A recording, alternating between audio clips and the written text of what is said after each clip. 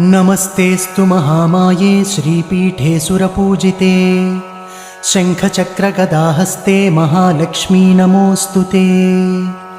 नमस्ते गरुडारूढे कोलासुरभयङ्करी सर्वपापहरे देवी महालक्ष्मी नमोऽस्तु ते। सर्वज्ञे सर्ववरदे सर्वदुष्टभयङ्करी सर्वदुःखहरे देवी महालक्ष्मी नमोऽस्तु ते।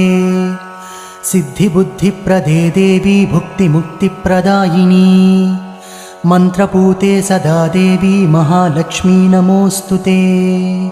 आद्यन्तरहिते देवी आदिशक्तिमहेश्वरी योगज्ञे योगसम्भूते महालक्ष्मी नमोऽस्तु ते। स्थूलसूक्ष्ममहारौद्रे महाशक्ति महोदरे महापापहरे देवी महालक्ष्मी नमोऽस्तु ते।